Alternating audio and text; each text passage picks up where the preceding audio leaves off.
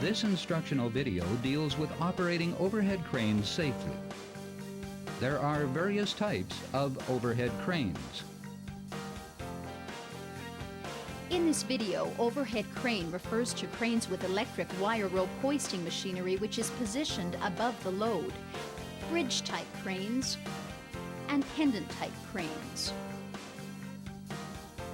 You will discover the major causes of dropped loads and how to prevent them.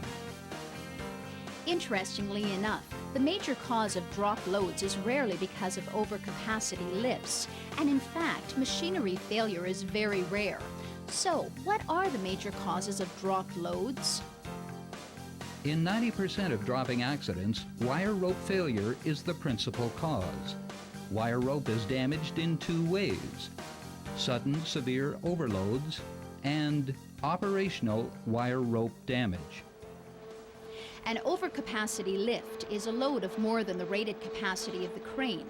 Overcapacity lifts can usually be well handled by the physical machinery. Their effect, however, can be cumulative.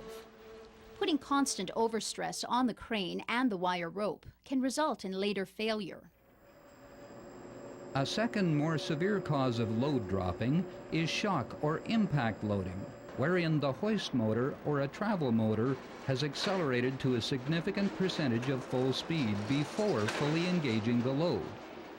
A hoist motor will typically reach full speed in under 2 seconds. If the wire rope is slack and full hoisting speed is commanded, the motor will likely reach full speed before engaging the load, and full torque upon becoming loaded.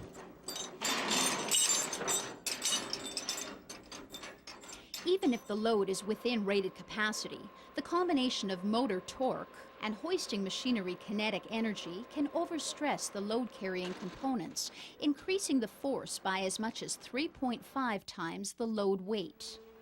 Shock loading with an overcapacity lift is much more severe.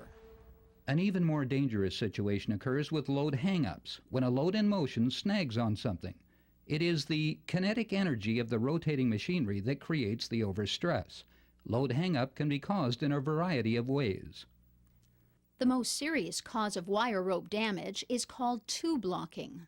A hoist has two blocks, a load block and a head block. These blocks are protected with limit switches. If the limit switch fails, the load block can solidly contact the upper block or its surrounding structure. This is called two blocking and is the most severe form of overload of a hoist. Occurring at full speed, it usually results in instantaneous failure of the wire rope and possible stress damage to other crane components. The presence or absence of a load on the hook has very little effect on the damage to the crane.